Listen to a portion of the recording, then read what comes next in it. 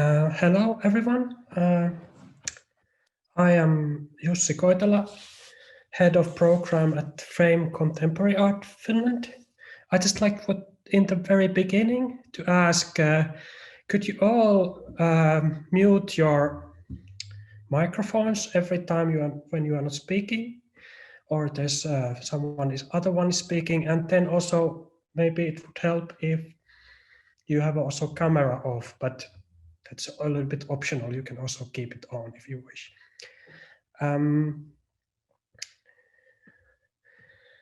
So let me see, just a minute. So this is lunch session, hanging out session with Ruangrupa, artist group from Indonesia, organized by Frame Contemporary Art Finland, and Ruangrupa are curators for documenta 15, which is planned to open at 22, so in almost like 1.5 years. And this event is organized in the context of Frame's visitor program for curators to connect with the Finnish art scene. So we have had some meetings hosted for Ruangrupa week before the event. And I'm just very briefly telling everyone what is Frame and also introducing Ruangrupa more detailedly. And then we can go into practicalities and timetable of the event. So Frame Contemporary Art Finland is advocate for Finnish contemporary art. Frame supports international initiatives, facilitates professional partnerships, and encourages critical development of the field. Frame also coordinates Finland's participation in the Venice Biennial. And as I said earlier, this session is organized in the context of Frame's program for visiting curators to do research within Finnish art scene and also a bit like abroad, but we are focusing on the Finnish art scene. And our guests or our speakers today are Ruangrupa. They can introduce themselves soon, who is speaking today. But I'm just generally saying what is Ruangrupa very briefly. Indonesian word Ruangrupa loosely translate as a space for art or a space form. Ruangrupa also produces collaborative works in the form of art projects such as exhibitions, festivals, art labs, workshops, research projects, as well as books, magazines, and online journal publications.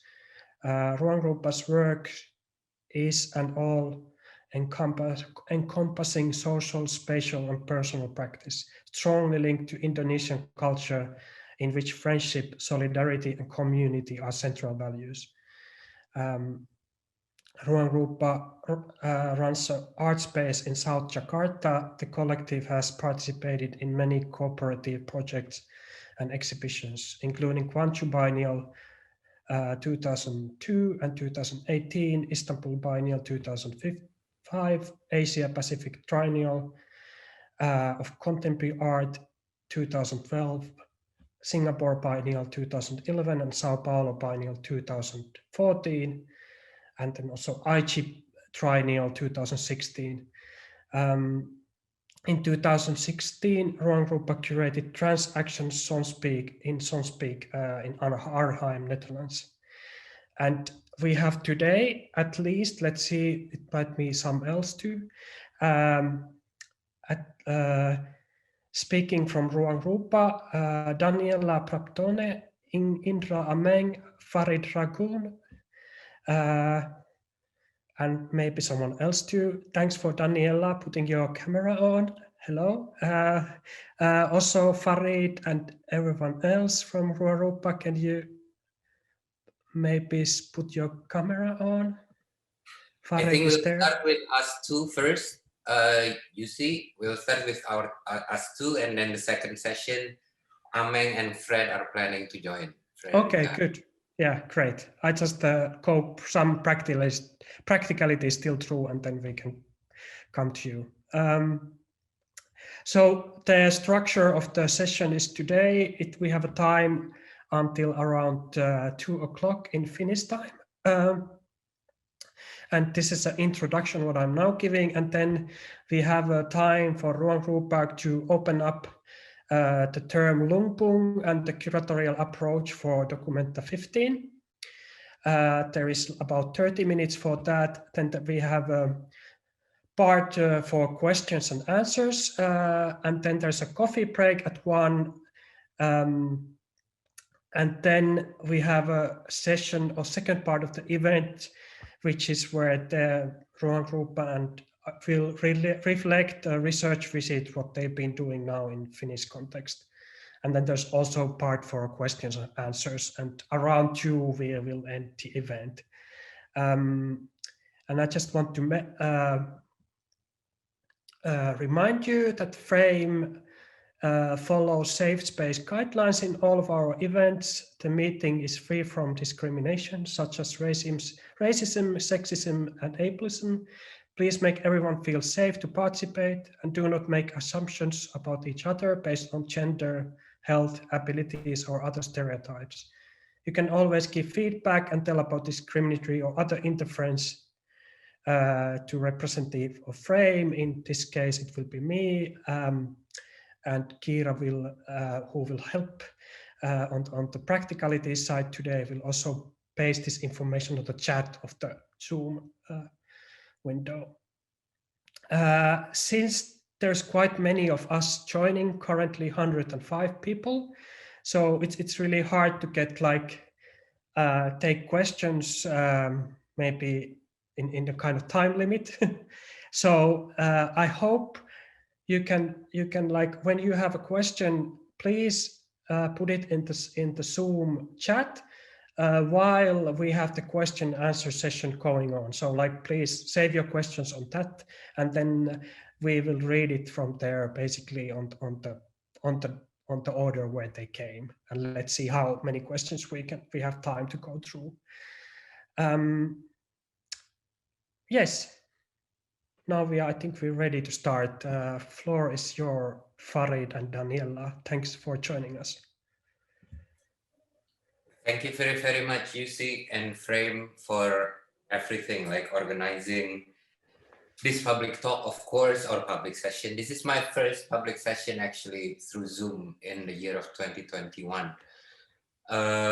So yeah, it's nice to get back to meeting new people again. But also for the 3-day regional visits, that's how we call it, virtual regional visits, which unfortunately we cannot do ideally in physical space. I'm Farid myself. I'll let Daniella also introduce herself after this, before we introduce to Ruangrupa further, and then Lumbung in relation to Documenta 15. But yeah, I'm based in Jakarta right now. I'm from Jakarta.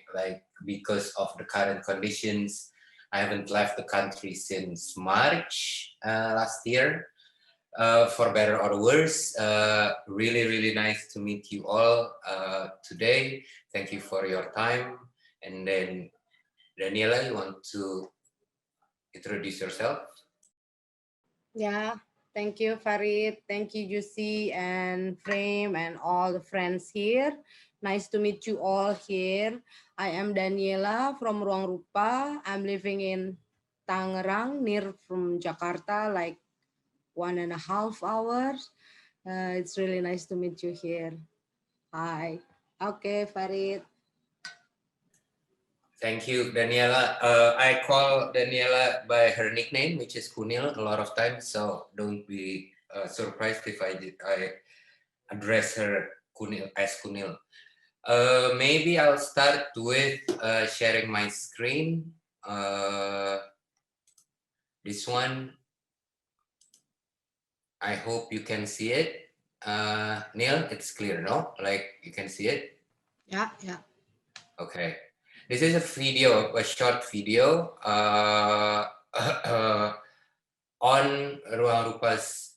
history, let's say short history of Ruangrupa, what we've done up until from 2000 up until 2014. So I think I'm going to talk over it instead. Yeah, I hope the volume I can. So yeah, as Yusi said, we were founded in 2000. I wasn't there, but Kunil was there since the beginning. And then we've gone through a lot of iterations up until now, and I think I'm going to go through that for a bit. But we started as a group of fresh graduates, or sometimes like we didn't even graduate, and then we started in Jakarta. Street and public space is the first space that we kind of like think about our space instead of like proper gallery or like proper exhibition spaces. So yeah, this is how we started on the street of Jakarta. Mural is something that we're still doing a lot, but maybe we're going to do it as well in Castle for Documenta. And then a lot of other formats, let's say, for example, like not traditionally understood as artistic practice, maybe like market, for example. We open this as a research, or not only result, but also research method to know about what we were interested at that point. We also then started with like renting a house in Jakarta, so a domestic space. We turned a lot of these domestic spaces to become more public, let's say. So that's where we. Oh, sorry. Yeah, I just like I can turn it off then. I hope the noise is gone now. But yeah, from the domestic spaces then we change it into more a public space, and then we've held other events, let's say from there, like from workshops up until exhibitions, etc., etc. And then we also built a lot of what we understood as infrastructures or kitchen. So we're not only exhibiting and producing works, let's say, but like, for example, this one is a biannual event started in 2004, if I'm not mistaken. I think, yes, it was 2004 for Jakarta students, because at that moment, Jakarta students were like lacking of forum, so they can meet between disciplines. And then there was an interest from the students themselves for that type of forum. And then at that moment, we were still young. Right now, we're relatively old, let's say. I think Kunil would agree with that. But yeah, and then we kind of like made that forum so students can meet between each other, criticize themselves, like held some crits between themselves. And then in the end, like intervened our National Gallery in Jakarta as in the format of an exhibition. And then okay, video is another one. We were at that moment, we were interested in the question of video art. Through time, it becomes like new media art, but like at that moment, it was still video art. We felt at that moment, no one was really talking about it in the trajectory that we were interested in. So we just like make a lot of this event as an alibi for us to invite people and then know more about what we were trying to do. So it's, again, maybe it's a research method if you want to call it that way. Of course, we didn't know ourselves at that moment what video art was, but we were interested in finding out. So video art, video became like a way for us to know more about it and then invite people, artists that we kind of like want to hear from and learn from. So that's kind of like the sensibility. again, like from the beginning, we were able to kind of like hack or occupy the National Gallery. And then I think like if we talk about National Gallery in Indonesia, it's kind of like have a different tone than your National Gallery from different places, especially in Europe, because it's not that strong to begin with. And I think that's a part that we're lucky, we consider to be lucky, because we don't have a mainstream to fight against, therefore we're never alternative, let's say. This is some part of work that we did for Asia Pacific Triennial. It's kind of like some people understood it as a museum inside a museum, because it's held in Kaboma in Brisbane, a museum itself. And then we mix fiction and non-fiction. So we knew a band from Bogor, not far away from Jakarta, punk band called the Kuda. And then we kind of like created, it's kind of, at that moment, like it was young then, we created a fictional story around them as if they were already existing in the 70s and had influence in the Australian punk politics, punk scene and politics in Australia in the 70s. So it's kind of like a mix of those things at that moment. So yeah, we do this type of research, let's say. I don't know whether everyone would agree that it is a research, but that's kind of like a research we understand and can do. This is also kind of like work that we did together with other people in Sao Paulo for Sao Paulo Biennial. In this way, we use the biennial itself to know more about the context of Sao Paulo, because it's kind of like the other part of the world. Although from the moment we visited Sao Paulo, we felt a very close connection, but we kind of like, we extended the invitation to Sao Pauloian artists, Paulista artists, to occupy the mystical space of Sao Paulo Biennial. It's like the Oscar Niemeyer's pavilion, no? For the young artists, it's kind of like mythical, and they were kind of like happy to do it. So it's kind of like introducing a mess inside something that mythical. The tent is our radio, we call it, but like we use it for silent karaoke. So in the opening, like a lot of people could hear people karaokeing without the music. People were thinking that they were singing for themselves, but it actually kind of like occupied the whole building as well.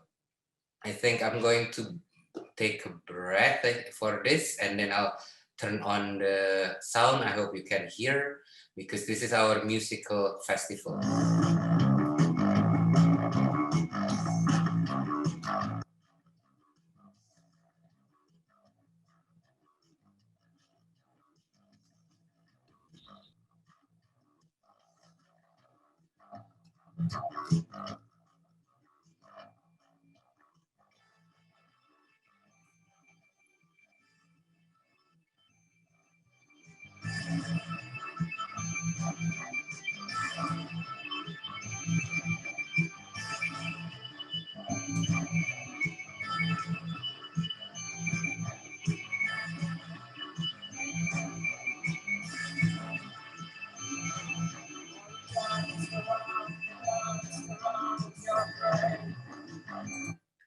Yeah, so this type of events we really like to do as well, because like from the beginning, there are a lot of us with different kind of like interests and skills anyway. Then music, movies, films, all those kind of stuff, we never really have, in Indonesia at least, there's no strong separations between disciplines anyway, because I think like that's partially because of the modern project that separates all that kind of stuff has never been fully successful in our context. Again, for us, it's luck. So it's lucky for us to do that, because to have that, because without that, I think we wouldn't be able to actually be what we are right now and do everything like all over the place. It's kind of like a mess a lot of times. And then, but sometimes people got confused what is actually Ruangrupa doing and focus, you know. But for us, we're just like omnivores. As long as it's useful for our interest, for our members, the understanding of our audience is actually first, our friends first, and then slowly this circle kind of like get expanded up until now. So maybe I'll stop the introduction here about Ruangrupa. Our understanding of institutions actually come from our experiences, like different members' experiences of taking roles in events like this. This is Jakarta Biennial. We understood Jakarta Biennial because Jakarta Biennial is not a Ruangrupa project. It has a different history from 76, if I'm not mistaken, but the 70s. And then at one point, some of our members got involved, and then we took it as an opportunity to understand what a biennial could be, and then especially from the framing of collectivism, which we started from. So we kind of like use it or hack it, if you will, hack something like Jakarta Biennial, which was not ours, and then to try to learn from what an institution could be. What also kind of like to learn how to stage an exhibition, for example, on a biennial standard, etc., etc. So from art handling, we learn from doing Jakarta Biennial, also from like, you know, to invite international artists in the level of a biennial.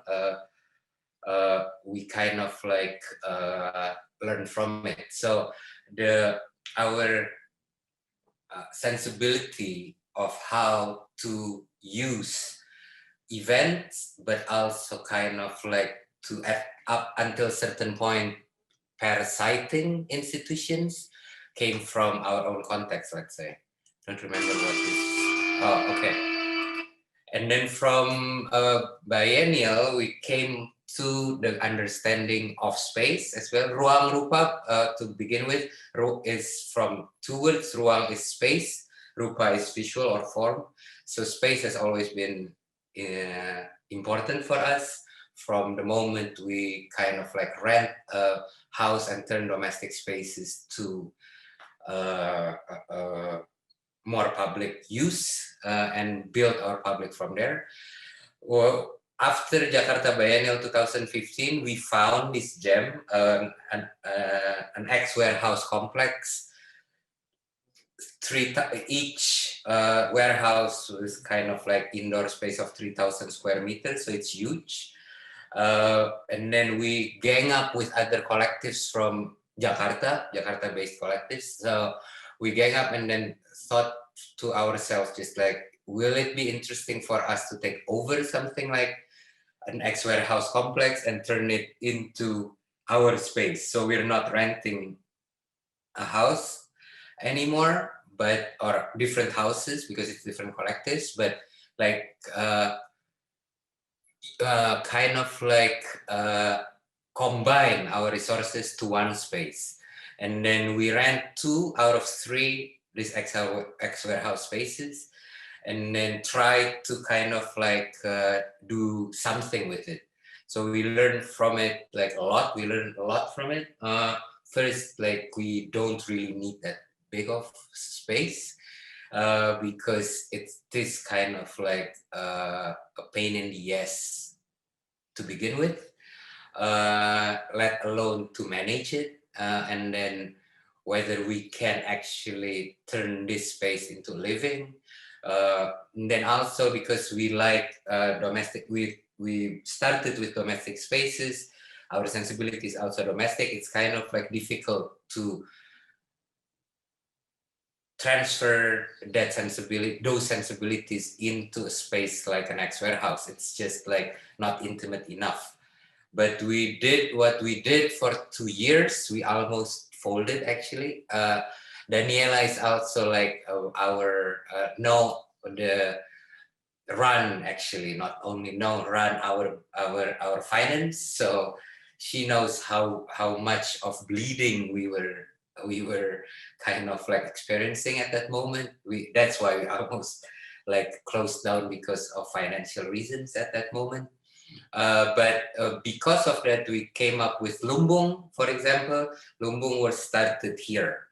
The notion of collective of collectives were also started here. So there was something that we could brought with us afterwards, you know, and then also like kind of like it's kind of like organized us a bit in our way of thinking.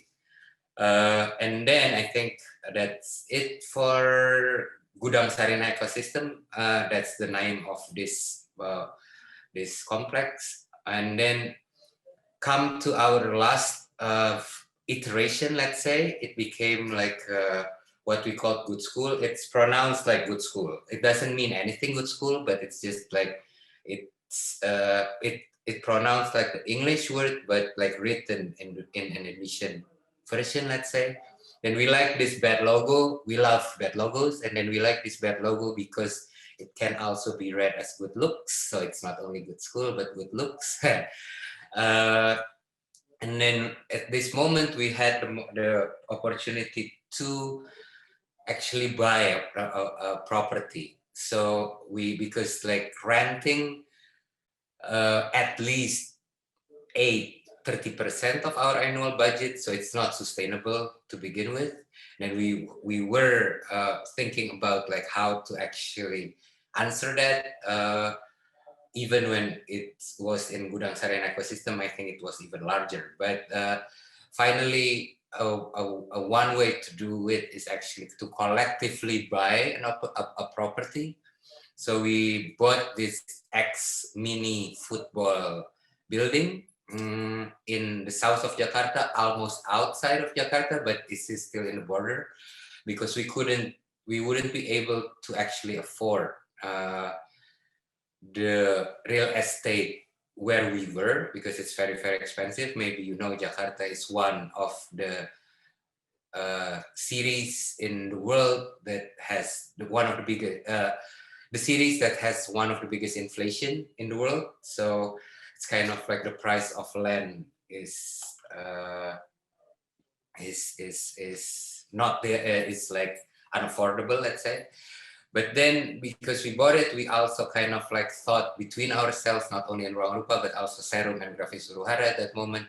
It's about like thinking about the next phase. So we were thinking about school, maybe school in the larger understanding. We're not interested in making like a formal school because most of us also didn't even finish our diploma. But so we have problems with formal education. But like we think that it would be a good way to kind of like share the resources we have from knowledge, space, networks, etc., to a bigger audience, let's say, or target market, for a lack of better word. And at that moment, we were interested in artistic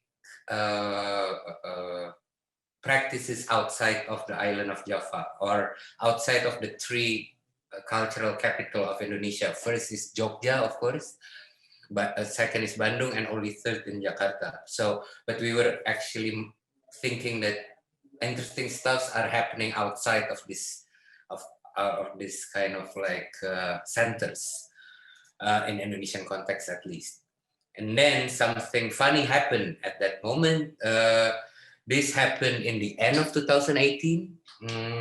Good School was established and opened in the end of 2018, and then somehow one of the finding committee members of Documenta asked us whether Ruangrupa would be interested for the finding committee to think, even not being a candidate, but to even talk about Ruangrupa to be a possible candidate for artistic direction of Documenta 15. At that moment, to be honest, it's like a funny story anecdote. We thought it was a joke, to be honest, because so we knew Documenta, of course, but through like as an outsider. None of us have ever visited previous editions of Documenta. It's only me who has ever visited Documenta in 2012. It was also because of an accident. And then, yeah, I just happened to be in Germany at that moment. So I just like, okay, maybe going to Kassel for a couple of days is fine, you know. It was good experience, but none of us thought that something like Documenta could actually would do anything with something like us, you know. So we were kind of like thinking on like, we just opened good school. We from previous experiences we learned if we got taken by something else, especially outside of that context in Western Europe, whether it's interesting for us to do, whether it's going to like deviate us from our interest, then what we thought as our main responsibility back home. So what we ask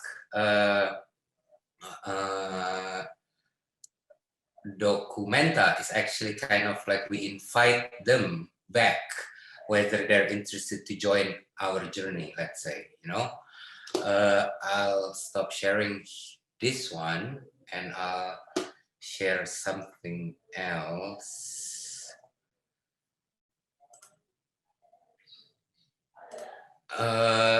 Which is something that you can read actually.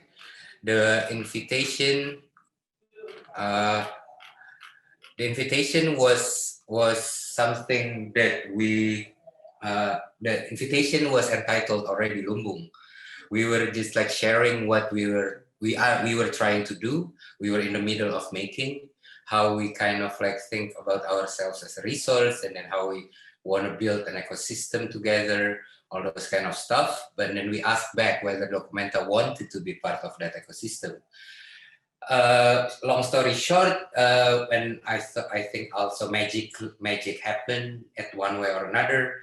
Documenta answered yes, they were interested. So we had to rethink what would be the understanding of that ecosystem would be if Documenta is part of our ecosystem.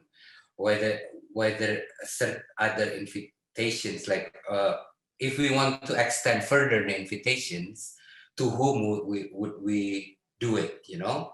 So that's how we started.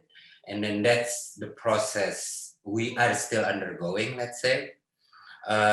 You can read more about Lumbung and how it is an Indonesian word for rice barn, but we use it as a working title to think about how to collectively govern resources from money, spotlight, network, knowledge, humor, history, all those kind of stuff. And then we have to underline that Lumbung is not a theme, also not one way to do things, but it is kind of like a working title. So we can learn from a lot of other people and other practices that we think also kind of like experiencing what we are experiencing, doing something we can understand as contemporary art, but a lot of times it's not being touched by something like as big as Documenta, you know. So Documenta has not been useful for us up until at that moment. But how can something like Documenta can be useful for us and other practices?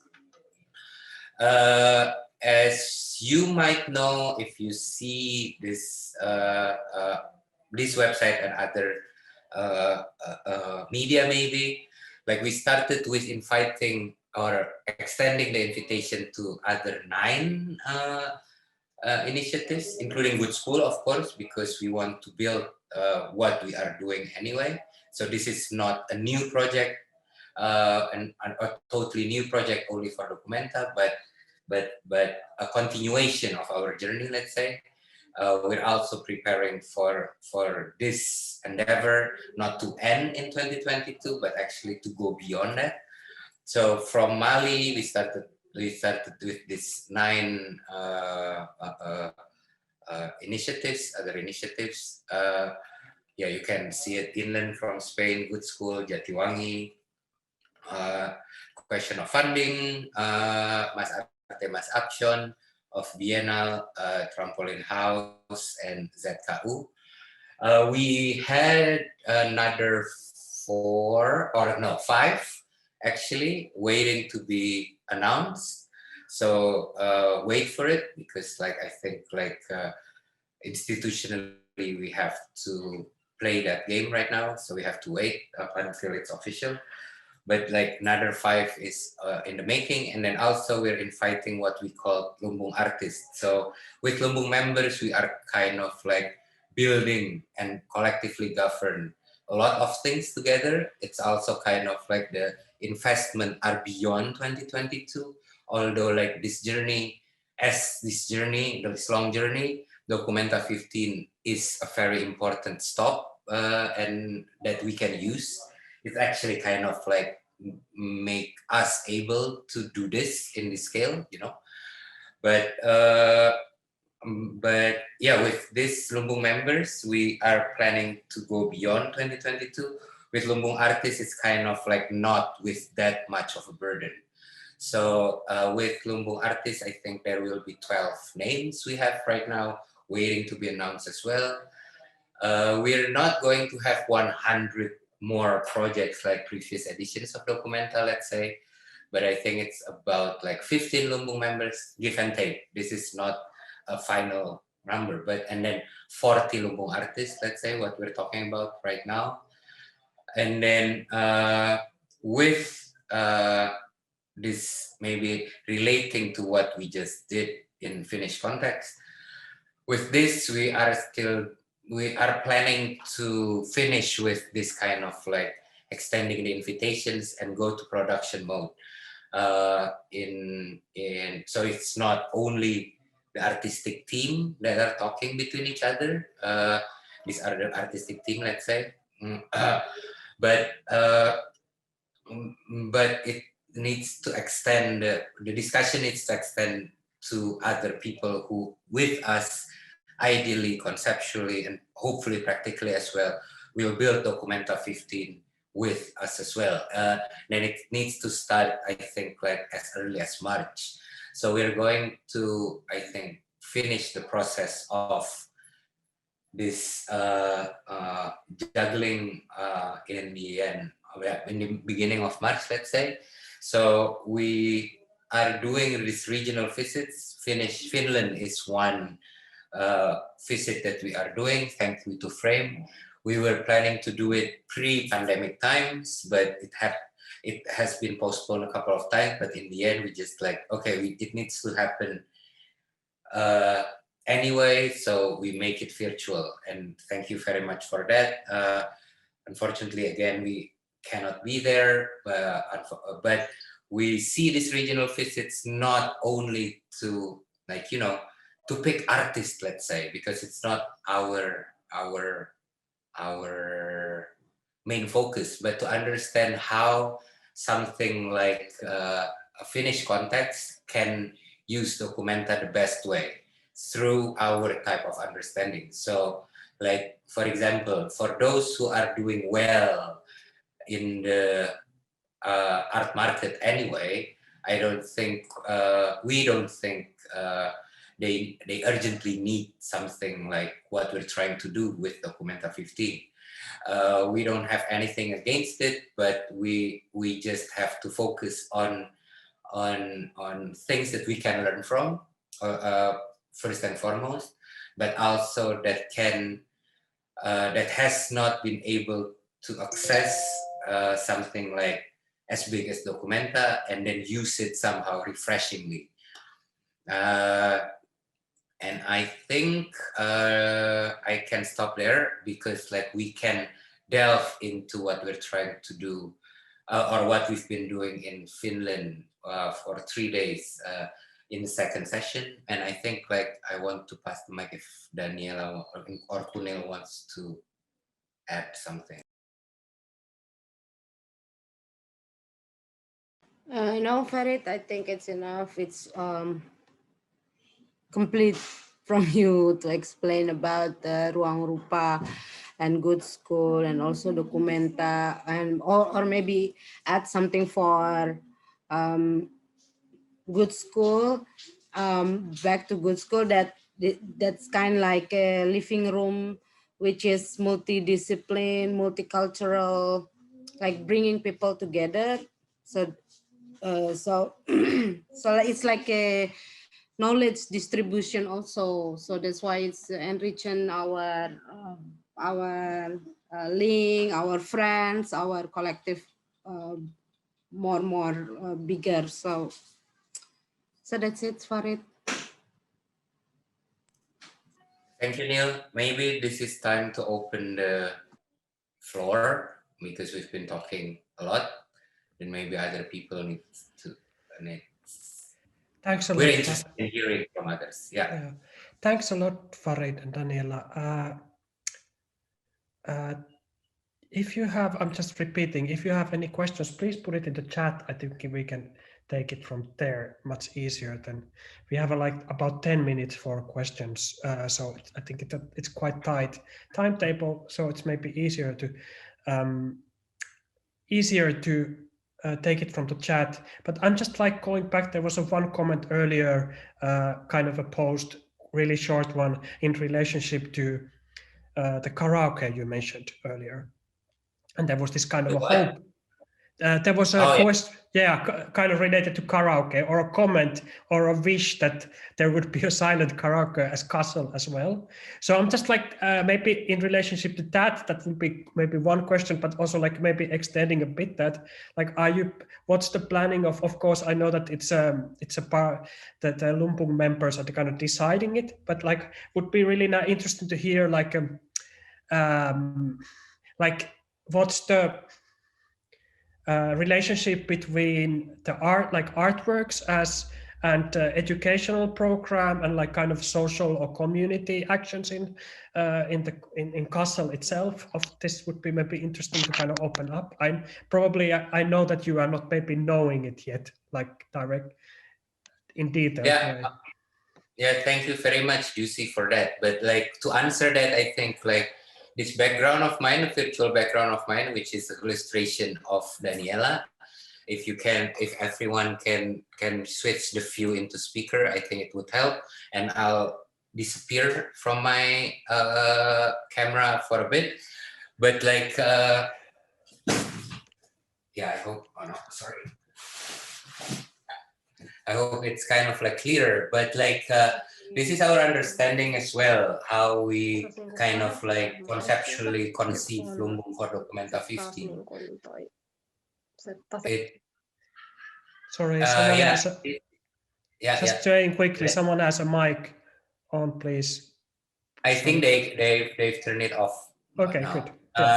But yeah, we saw these departmental silos as something that we can actually rethink. That's why you see like education, publication, communication, mediation, guides, all those kind of stuff become like much more not supporting each other, because like we don't understand the exhibition, for example, as the most important, the meat of Documenta, and then everything else is just like supporting, but we want to deal with it kind of like embeddedly, so it's not plugins. Not everything is plug-in. Education is one, which again, like Kunil is like the one that focus on it more compared to others, but especially for children. But we want to deal with people who have educational thinking, for example, or try to come up with their own answers on the question of education, for the lack of better word, because a lot of people actually have allergic reaction to the word itself. But like it's a lot of times their practice already involve those type of things in their practice. So it's like an educational part of Documenta 15, for example, it is embedded in everyone's practice already. So the team, let's say, what the team needs would just like to thread those ideas together nicely, so it's not become too messy. It's going to be a mess anyway because it's collective process. The question whether it's going to be an enjoyable mess or not, but to thread this nicely would be the homework of this kind of like working groups, as we call it, and then publication as well the same way, and then people are starting to come up, like they have already ideas about how to make Documenta 15 useful in the long run for each of them. But then right now it's also for a network thinking, you know. So something like useful for Jatiwangi could also be useful for off biennial. All those kind of stuff are happening. We are fostering it right now. So I think like the artworks themselves, we realize that sometimes, especially with dealing with the history or the tradition, not even the history, I think the history is something else, but the tradition of coming to Documenta, experiencing it, all those kind of stuff, what people expect, no? So we have to actually also, because we don't dismiss things, so we know that we kind of like have to address it as well in our approach and process towards Documenta 15. We just cannot make just a festival, our music festival, and that's it, you know, because that's not the what Documenta can be, let's say. But we need to prepare way before Documenta, the 100 days of Documenta 15 in Kassel. Way before, I think in our head, Documenta 15 has started that way, that we need to make a lot of work to make Documenta 15 actually digestible for a lot of things, including like talking to media people, talking to Kassel people, all those kind of stuff. One thing that I forgot is just like the importance of space we always bring as well to whatever we work, even be an artist, be curator, whatever. So we also established our space in Kassel, which is a luxury as well, at least for us. So we're thankful for that. We call it Ruru House. And then we open it since like, I don't know, 6 months ago, 7 months ago, around that time. Although right now it's under Corona measure, but like that space is very important for us to kind of like to come as a practice, not as a spaceship, let's say. Okay, I think like there will be more questions. Yes, I will just, there's been quite many questions, and I think we have like time for one before the break. So I'll just like, there was a question which I was planning to pose, but I think you kind of answered already that. We can come to Joao's question maybe back later if there's time, but I will just like combine two questions. One is from Angel Miranda and one is from Tellervo and Oliver. So how do you manage to keep in touch with large group of organizers in times of isolation? What methods of collaboration have you established for that work well? And then like maybe combining that, because I think this like they are connected. Taylor and Oliver are asking, I would be curious how you make decisions within your group. So I think this how to keep connection and how to make decisions. I think this is something very familiar with you from already before the documenta. Like people in Indonesia is quite big in geographically, so people are all already in like different places there. Unfortunately, yes. Well, no, I would like to answer the second question first, maybe. Decision making. We a lot of times we don't make decisions. That's the problem. Also, like understanding collective work, at least our way. It's kind of like it's not for everyone, I have to say, because of that. Like it's not effective and efficient. We fortunately, at least between us, we understand that, but not without frustrations. I think like Kunil would have a lot of anecdotes about frustrations, but because me and Kunil sometimes we talk like bickering between ourselves, you know, like, oh, this is happening again, like, you know, like all those kind of stuff. But that's exactly why we're doing this, because that effective, efficient growth, efficiency, all those kind of stuff. We're just like, most of us are not made to do it. Most of us in Ruangrupa, at least, you know. So we're happy to have something like Ruangrupa because then we can be ourselves, and then we don't need to be, you know, effective and efficient all the time because we cannot be that anyway. So decision making is kind of like ethereal, if I want to say, if I have to say, because like then we make decisions based on urgencies and then mandates. Some people, sometimes it's like one person make decisions for the rest because it's very urgent to make it at that moment. But we talk a lot about problems and challenges and everything because we waste time with each other so much at this moment.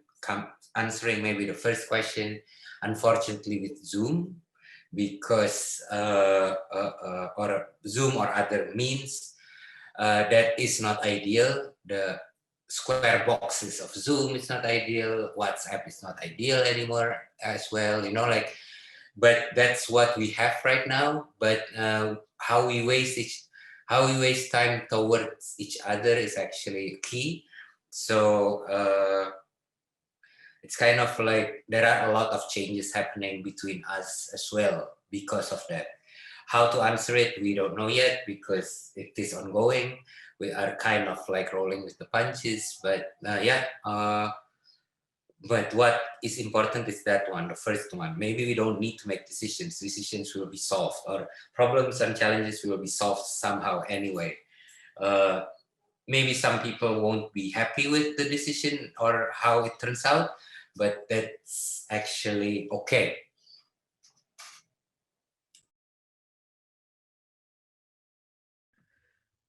Thanks. Yeah, there was a first, maybe this also was like interesting. Angels has this question on the keeping up the connection or communicate within the group in this time of isolation. So I'm kind of also interested, like, how is there maybe something what you came up from there, or something like especially now, or yeah, maybe if you want to elaborate on that. I think that your earlier answer was already like somehow responding to that too. Neil, do you want to answer that? I'm thirsty, that's why. Neil, Okay. No. Read, gue agak nggak nangkep tadi maksudnya gimana. Juicy, sorry, can you repeat the question again? Oh yes, I'm just reading it directly from here. So Angels is interested. How do you manage to keep in touch with the large group of organizers in times of the isolation? What methods for collaboration have you established that work well? I think it was already answered partially, but I'm just like interested on this now when, of course, you haven't been in Kassel, and how this may be affected on the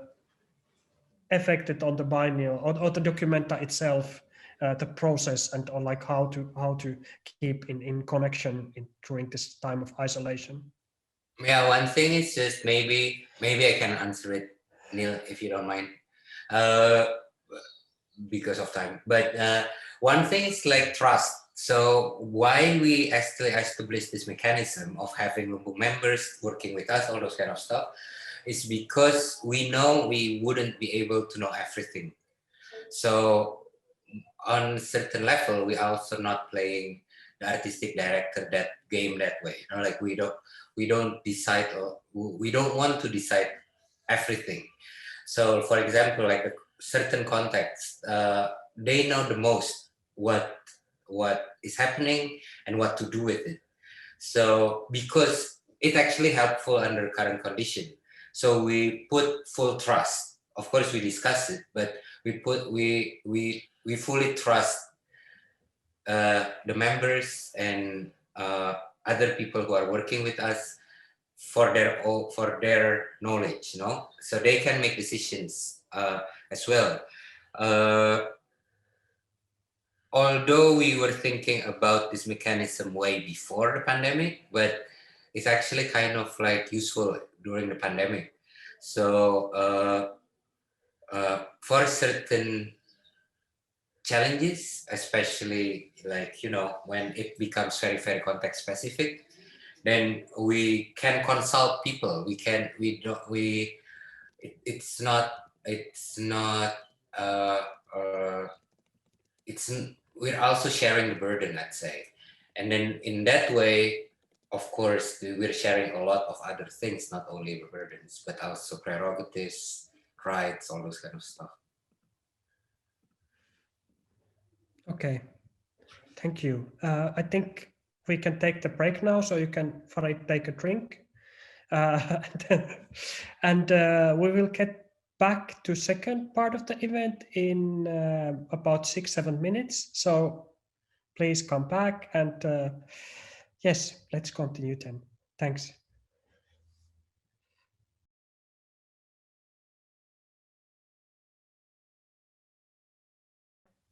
So we are back and ready to start a second part of the event.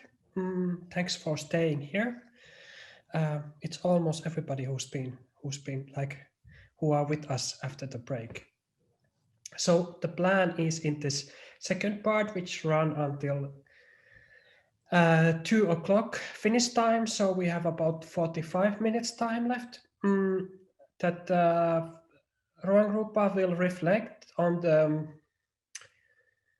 research meetings, what they have had last week in the Finnish context.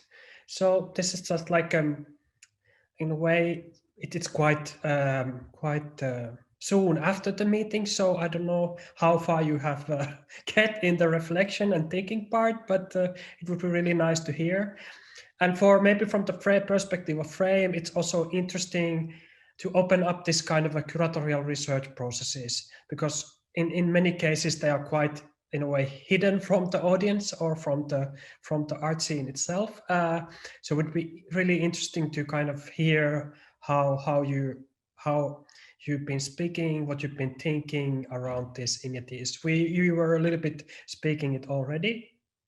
And Kira from Frame will paste a list of organizations and initiatives who you've met into the chat, so people can get it from there. There's also web page links if you want to look at the web pages.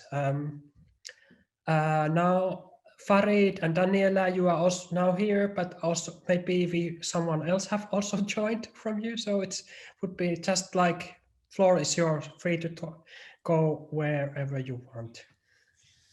Yeah, thank you very much again for even staying with us for the second session. And then I have to thank you as well for those people who we met in the 3 days. And then it was quite grueling, let's say, you know, like 1 hour each. And then sometimes like a lot of times we wanted to continue the conversation. further. And I think like this is also hopefully, although it's still tight, but hopefully we can touch upon those further conversations as well. As I said, maybe like I can start with like underlining as well. Again, like we're not thinking about these regional visits only to, like to pick artists, like, to fly in, fly out, like a lot, because we experienced it as well. And then it was not a pleasant experience for us when international curators came to Jakarta and then tried to meet everyone in a very, very fast schedule. And Jakarta being like one of the worst traffic jam, has one of the worst traffic jam in the world, just like doesn't help us at all, So we're trying our best not to replicate that. What we do is just like try to understand where is a certain context at a certain moment, and then I think like my colleague Frederikke Hansen from Denmark, part of the artistic team, also kind of like with me a lot in these separate meetings. If not all, I think like, both of us came to all. Daniella and Indra Ameng came to several more as well. From Fred, because like Fred spent some time in Helsinki in 2006, for example. Her feeling was like the scene has grown so much since the last time she spent that much time there. So that kind of stuff we're interested in, and then also kind of like talking through the practitioners that we met.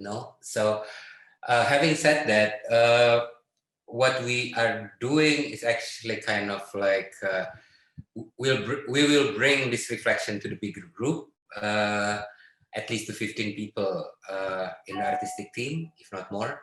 But then we kind of like share our experience, and then make, if there's like further decisions or like follow-ups needs to be made, then we're going to make it. That reflection with the bigger group hasn't been done. So oh yeah, there's Ameng here already, and Fred. So hello, thank you very much. Hello.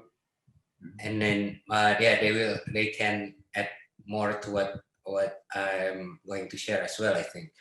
But yeah, it hasn't been done, that process. So what we've been doing is also actually, between other priorities, we've been talking between ourselves, like the four of us, mostly through emails, and then also like some of the people we've met also emailed us further, like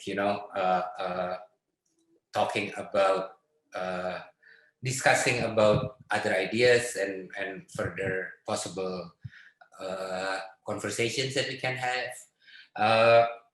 So thank you as well for that.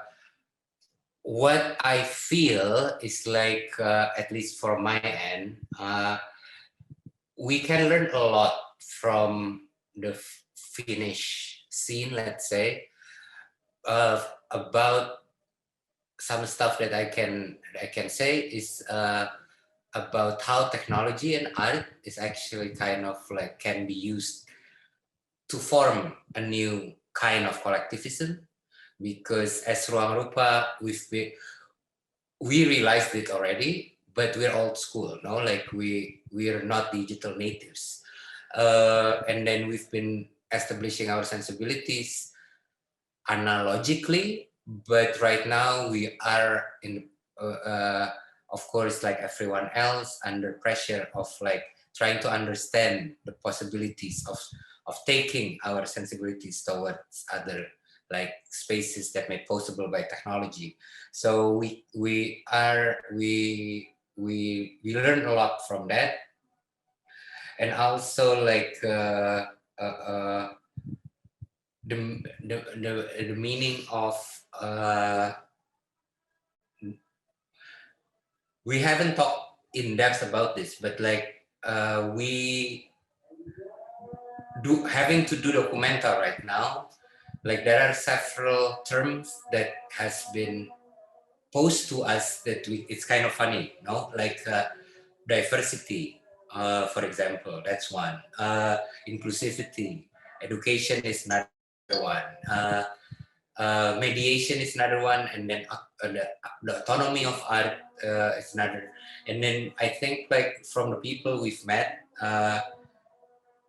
these initiatives have been answering it in a different way, let's say. And I think we found hope in that. It's not only like one way to be politically correct, let's say, but there are a lot of ways. So myself, I'm really taken by that. I think like Daniella, Kunil wants to can add, and then Fred and Ameng as well.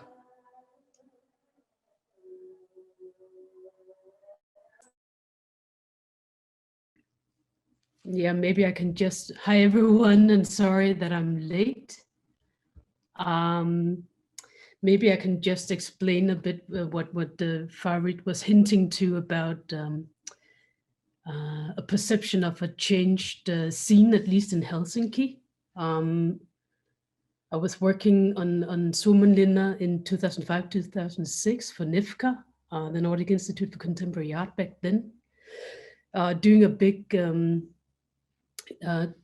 kind of survey exhibition called Rethinking Nordic Colonialism. Long story short, this project was looking into the history of Nordic colonialism and why it was repressed or romanticized, etc.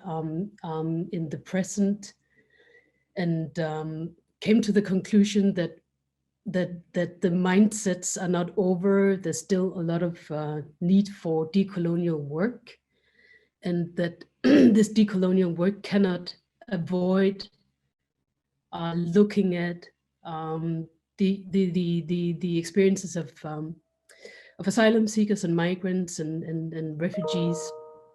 And so back in 2005 and 2006, I was very often in Helsinki, of course, and I was also looking for queer feminist scenes for myself.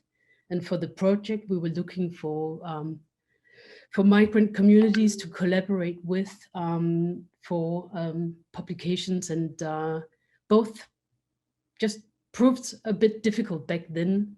And it seems now that the scene is super vibrant, especially queer feminist and brown experiences, anti-racist experiences. They seem abundant now, or maybe framed it that way. But it was, in that sense, it was a very rewarding visit last week. Yeah, my 2 cents.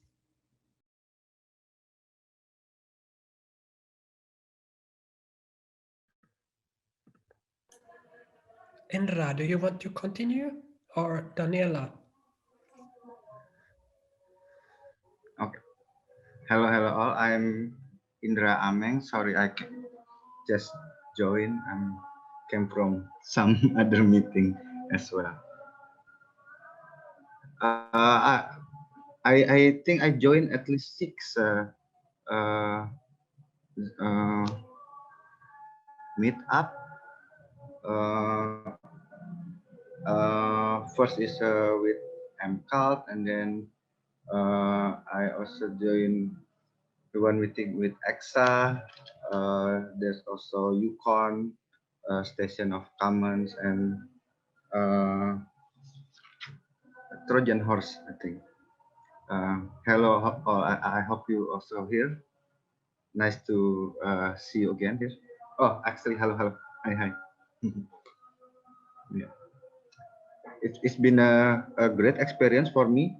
Yeah, time is very short, but again, I get many of really inspiring talks there, because there's also many topic that I really interested in, especially talking about alternative economy, alternative education, that maybe some of you already know that now we are in Ruangrupa have formed this new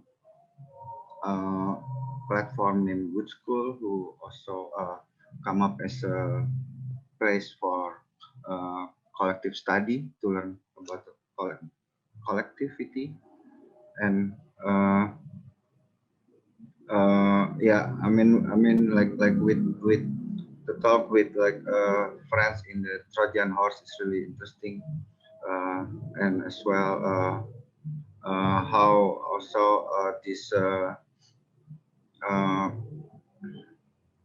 talk with AXA. I mean, it's kind of something that I have learned a lot as in this short meetup. Actually, I really interested in the scene in Finland, because I think I quite have a kind of a good experience to work with some of friends or people in Finland. So this here's our old friend Tero here. Hi Tero. Oh, yeah.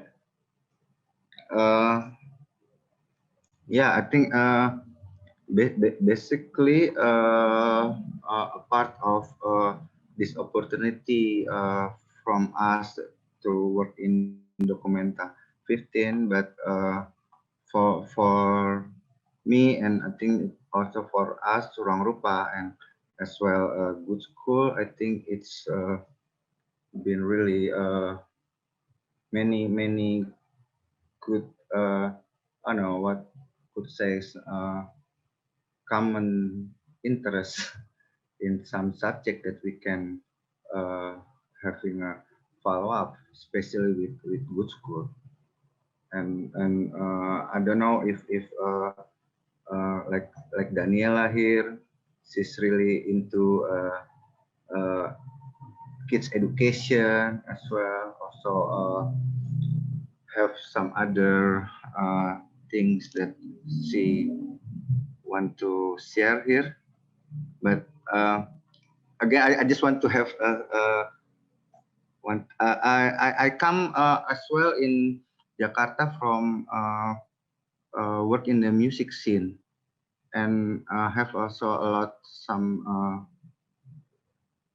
connection with some of friends in Finland who work in the music scene. And one of other really surprising things that I found many good Asian band in Finland, in festival in Finland, or in their connection. And I have many new friends from actually Asian part from this music scene connection from friend in Finland. Okay, Kunil, you want to share the... Yeah. I will talk maybe, but if I get confused, maybe Farid can translate. Help me to translate, Farid. Yeah. My interest. Unfortunately, last week that I only can attend for the but for collective because of I had to do others, but my interest about the knowledge and children's and education and everything, because I think because of Finland in Indonesia, I don't know in other place, but in Indonesia, Finland curriculum or approach or pedagogic is really good to it's really good for children. That's really I really want to know about that, and how if pedagogic in arts can be combined or something like that. So when I speak with when I attend in the meeting with Kontula Art School, with Trojan and some another collective, it's maybe it's still need to meet others, but it's really good to have a small conversation also. And in back to Ruangrupa, I running Ruru Kids. Ruru Kids. It's a platform when children can meet with the artists directly and they can collab. They have collaboration. I mean, like it's a space to, you know, to sharing knowledge, how art can be easily adopted with them, because of in Indonesian curriculum is not since the curriculum is not really it's tolong deh Rit. Jadi kurikulum di Indonesia kan kurang oke. Kurang oke. Jadi gue bikin Ruru Kids ini sebagai salah satu media untuk anak-anak bisa mempelajari atau belajar lebih baik melalui seni gitu. So because of Indonesian curriculum is basically shit. Sorry for my friend. Because that's what you're saying, no? So the Kunil initiated Ruru Kids in order to translate the interest of how art actually can help children to learn better. So it's kind of like it's not against what the formal curriculum is, but it's kind of like to make it more complete, let's say. So it's like make it better.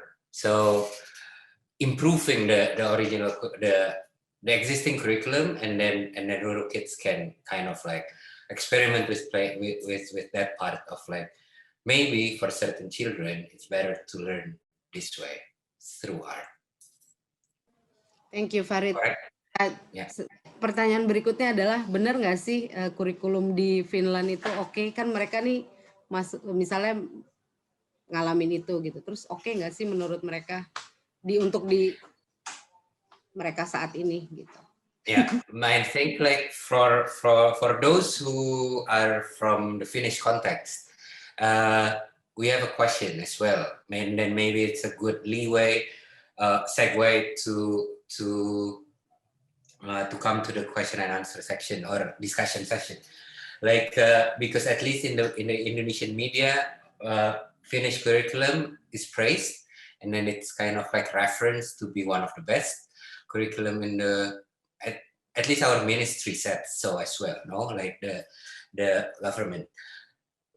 We're just wondering whether it's true for you based on your experience. That's Kunil's question. Thank you very, very much. Thank you, Farid.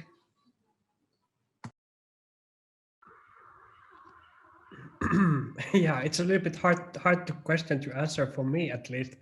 It's really hard to like chain a kind of compare different educational structures and systems when you've been mostly within one context.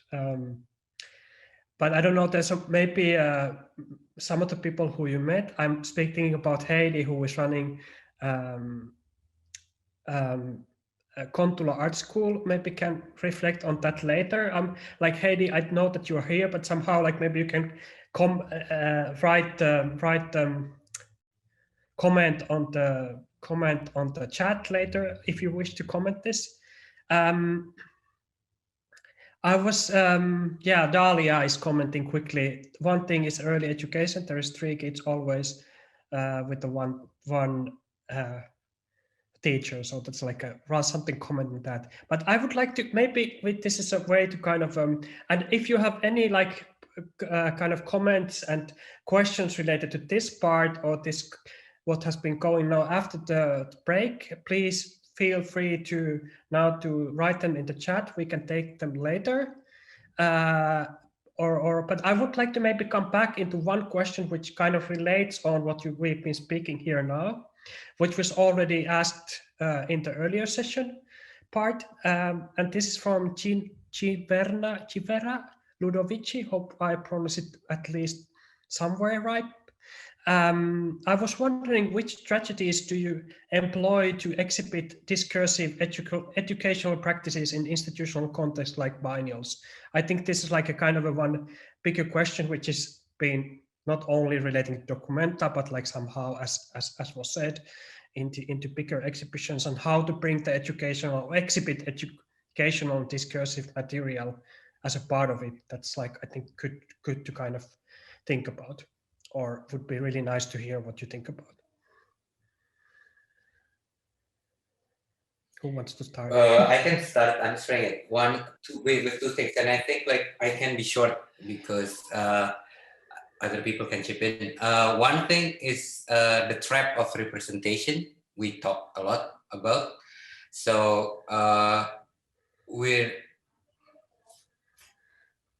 performing activism, performing education, you know, like all those kind of stuff is very different than activism itself, and it's very different than education itself. So what we're trying to do is by thinking about it, one thing that can help us is actually like a deeper understanding of time. So that 100 days is a culmination and celebration, public celebration toward certain processes of a lot of processes together, but it's not only there that this education, for example, or activism or political movement, all those kind of stuff is happening. You know, like it was brought in, like to move Jatiwangi, for example, Jatiwangi Art Factory in the West Java. It is a village. You know, Jatiwangi is a village in itself.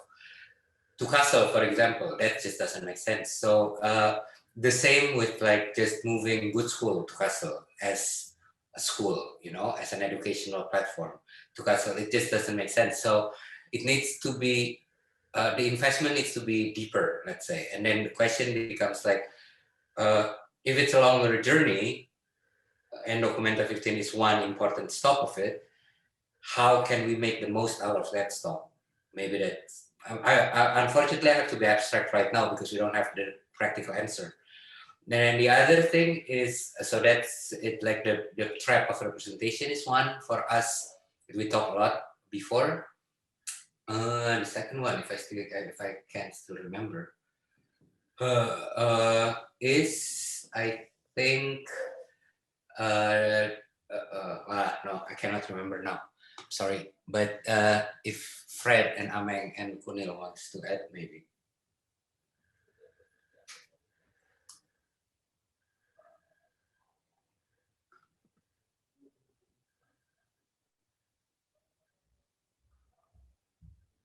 Okay. No.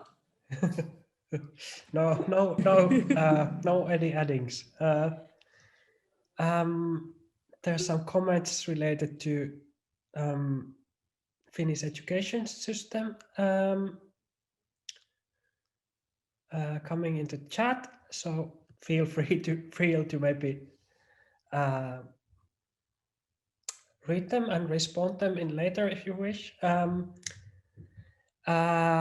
also like, one of the question maybe like if there's not really like specific questions here, like I would like to.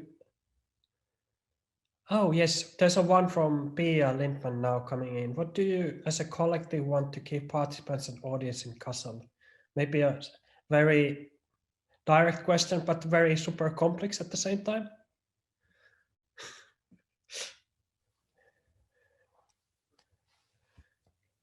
Fred, you want to start answering it?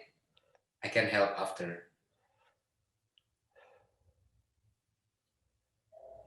Sorry, I was preoccupied reading the chat.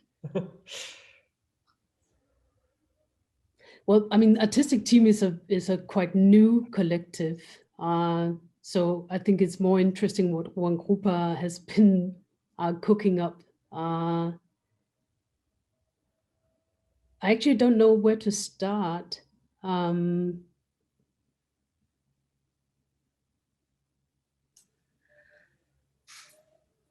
Yeah, I think we can start with this, Fred, like the understanding of Documenta 15, 100 days as like the celebration of harvest. So it is, as a consequence, I think, like it's still in the making as well. Like, what does it mean to be an audience of Documenta 15, you know, for example? That's one. And where is this audience? Whether it's like the traditional castle-based audience, or because we think also like the audience could be also for everyone's context, no? Because there are a lot, at least 15 different ecosystem. Those people who experience it, well, it's also our targeted audience, let's say. And then what can people experience, I think also, if the separation between artworks and audience doesn't need to be mediated anymore, because there will be a lot of it, I think. That's why it becomes confusing for a lot of people. My guess would happen, as you said as well, you know, like how to exhibit something of like educational in nature. But what if it is not an exhibition, but actually like it is a school in itself already? So that's kind of like that concept we're talking about right now. We're discussing between each other right now. So everyone will have different experiences, of course, in different time when they come to Castle. And then it is kind of like what we're trying to do is make it human. So it's not like you have to run around all the time in order to understand what we're trying to do as artistic directors, you know. But there will be a lot of versions, a lot of take from the experience of Documenta 15. It would be nice. So it's also like owned by a lot of other people. That way, other ecosystem plays into part. Our ecosystem in Jakarta doesn't have to, because like not everyone, like there will be only like at best 1% of Indonesian can go to out of like 250 million people, no, can go to Castle. At best it's 1%, if not less. But how to actually share this experience to others? Maybe it's not as audience, but actually as something else, maybe as actors, for example. So we kind of like try to think about it like that. But it's not going to be one way, I think, that way. That's why the confusion might come.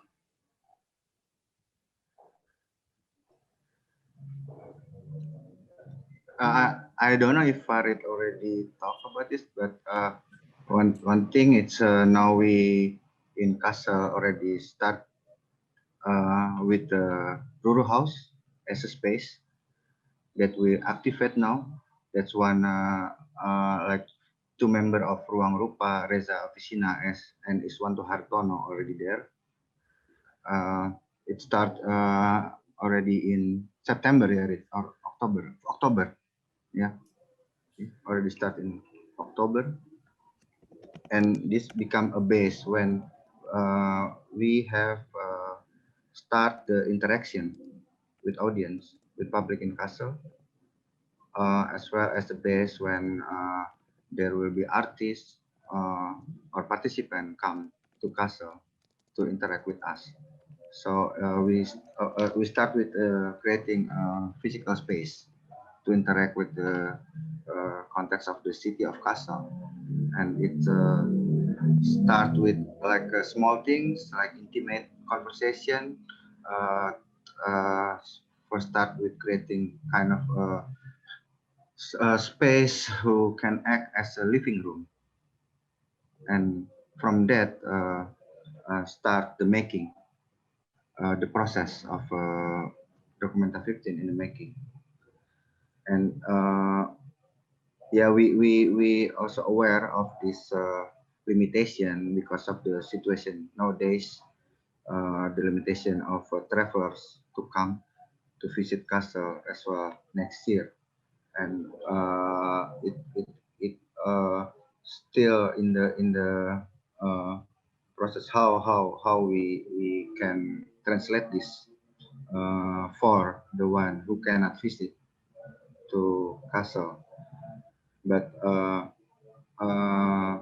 again the works with many Lumbung member. I think it's will create different things with other localities within the Lumbung member who already having their ecosystem uh, around the world. So for us to talk about the experience, it's again to create start with small intimate experience first with the Ruru House, and then for the exhibition uh, uh, to interact also with audience and participant uh, with with this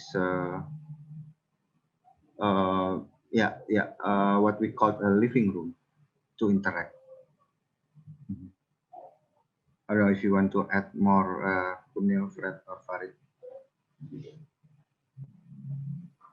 For me, there's something very interesting in the way that you in Ruangrupa, upon receiving the invitation to do something for Documenta, said you wanted to extend that invitation first to the artistic team, for which I'm eternally grateful. I hope eternally. I'm super grateful currently, that's for sure. And then we extended to the Lumbung Interlocal, the fixer, the Lumbung Indonesia, the Castle Lumbung that we're building, and eventually we will extend it to those who come and visit the 100 days, those who use the different digital platforms. We have a massive publication program. So this idea that it's actually the same invitation that you got from the finding committee of Documenta that you keep extending. So in the sense, it's the same invitation that the audience will get. Yeah, that is that's certainly different to the way that I've been schooled.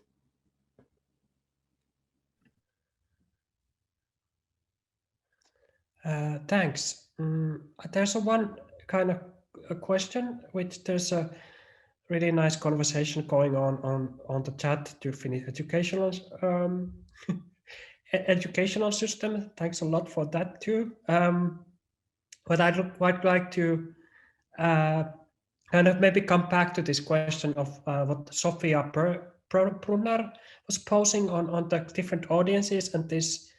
So I'm just reading here regarding the trap of presentation, presenting.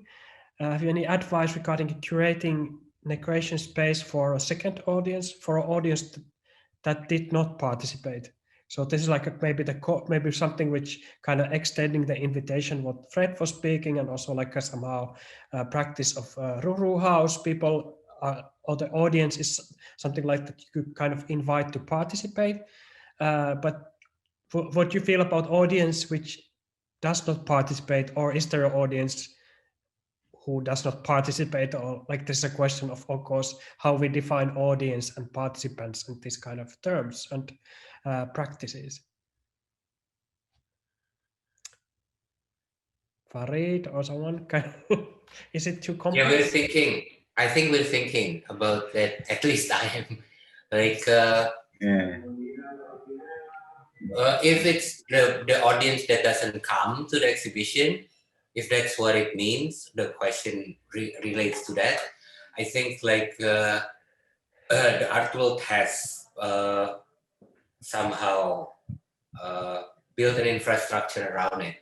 But if what I would like to understand that question is like for for our audience that is kind of like, for example, us relating to Documenta previous editions. No, we are not the main target audience, but we are doing contemporary art somewhere else as well,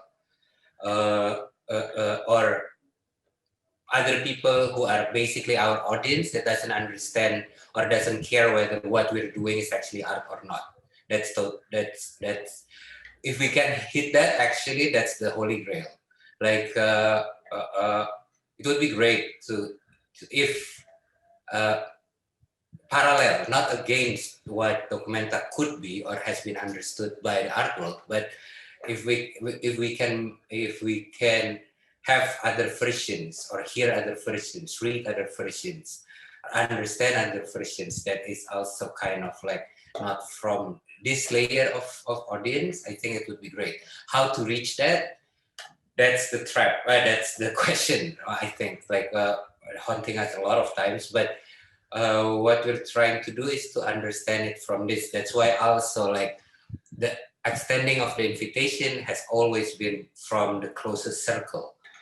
Like Fred, we knew from before, and other people in artistic direct, we've worked with them before, and then we trust them already.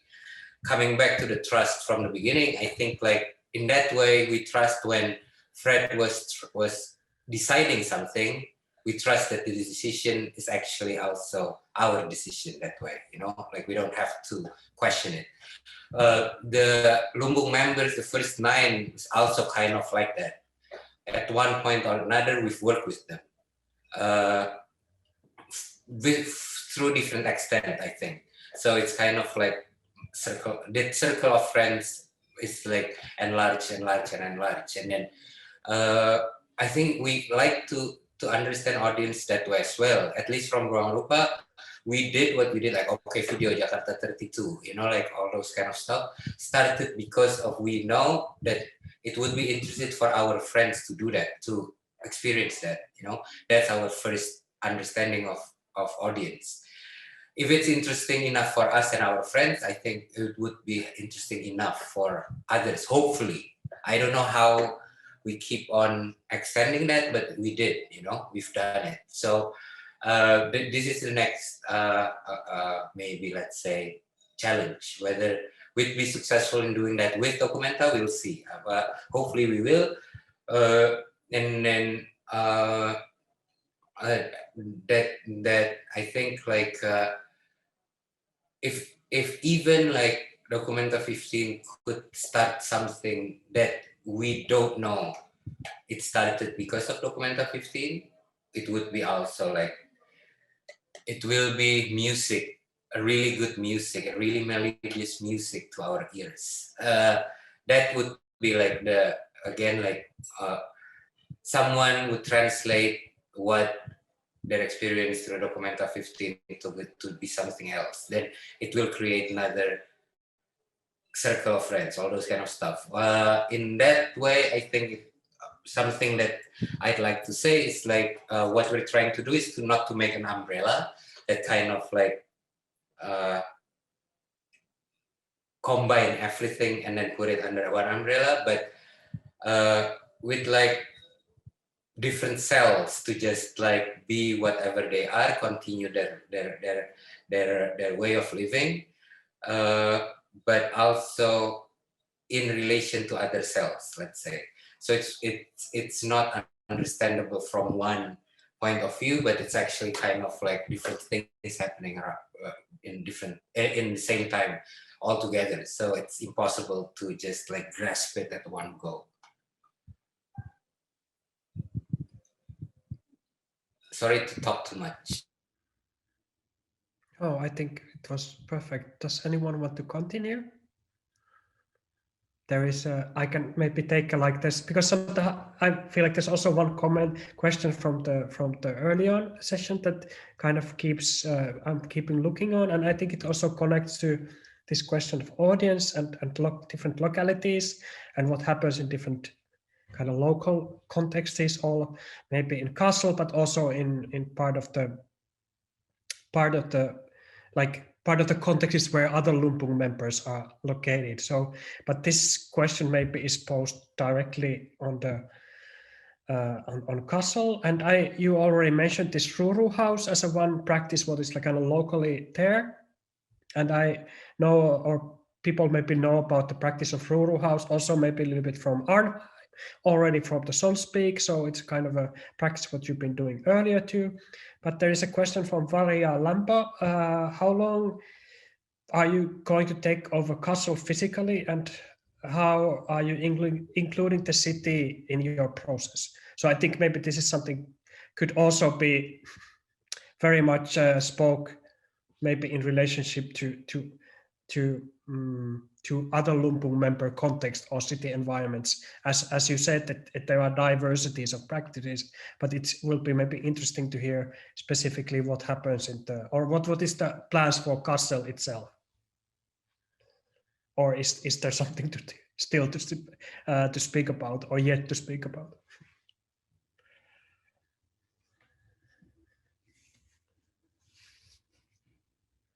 Too hard to answer?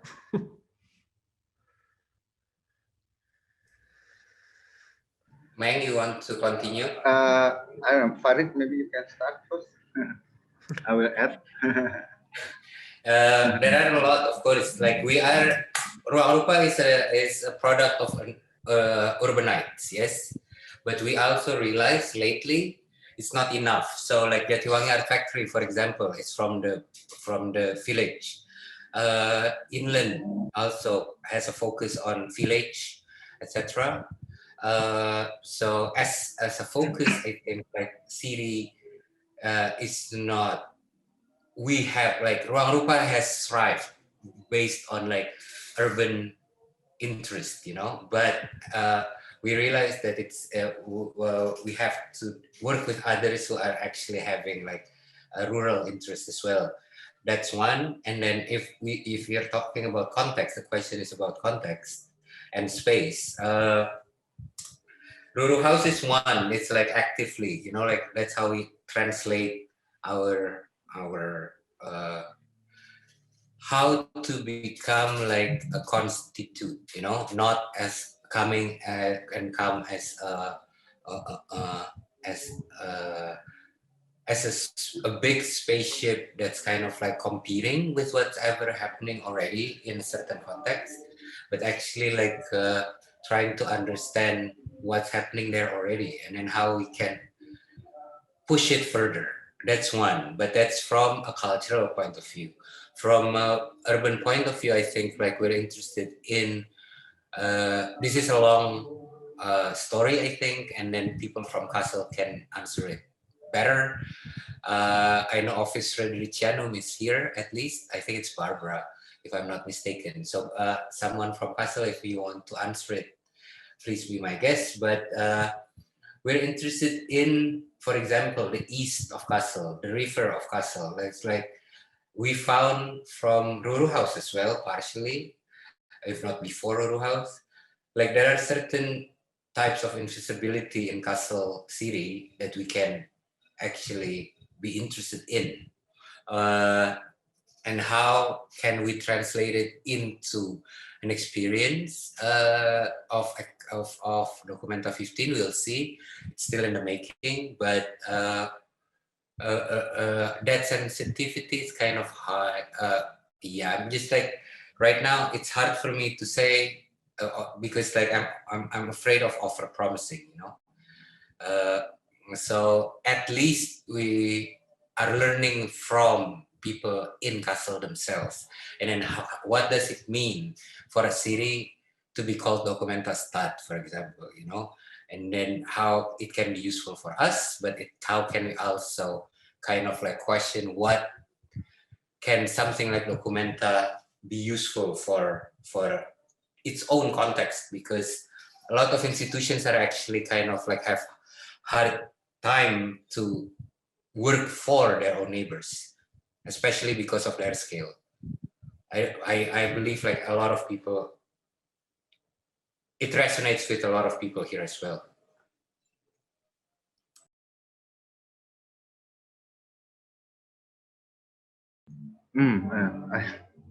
I think again to talk about castle and also about Ruru House. I think I always go back to our experience in Jakarta with Ruangrupa when we open our space.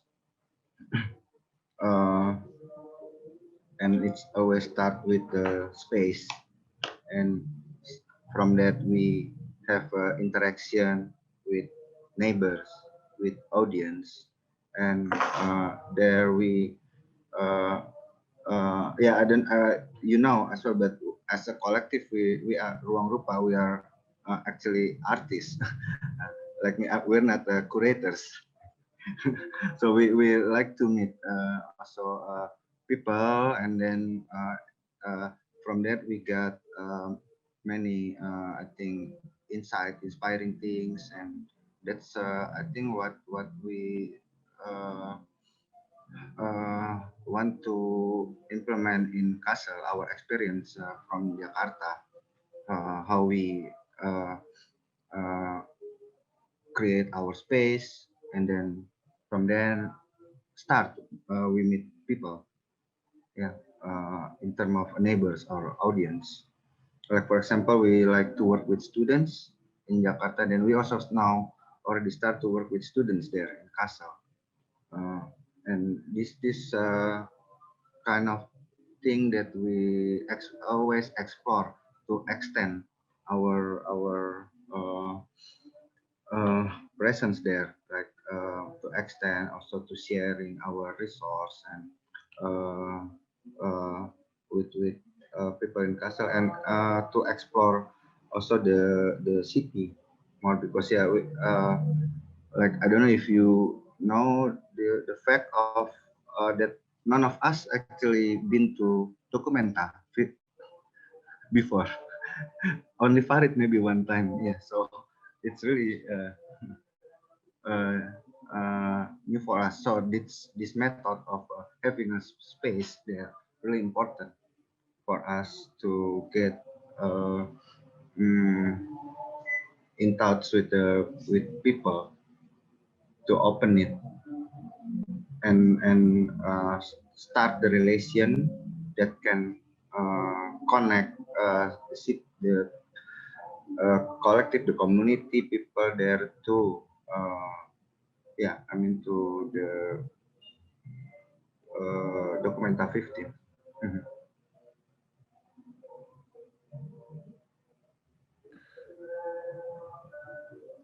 Thank you. I think we need to wrap it up now. There was some questions, but we're running out of time. Thanks a lot, Farid, Daniella, Indra, and Fred. It's been really a pleasure to hear from you. Thanks for everybody who attended. We are now, so hopefully you can follow Frame's program in the future too. We kind of maybe this process of relationship with Ruangrupa is going also somewhere. So hopefully, we recorded this session, so it might be published afterwards. We don't know yet. It's about the question of reviewing it with Ruangrupa. And if you have any feedback for Frame or regarding this session or event, please just email me. You'll find my contact information from the Frame website. Yes, thank you. Yeah. Thank you, everyone. Thank you. Thank you, everyone. Kitos, everyone. Thank Marco. Terima kasih. Ciao, ciao. Marco, meet again. Ciao, Kunil. Thank you ya. Terima kasih.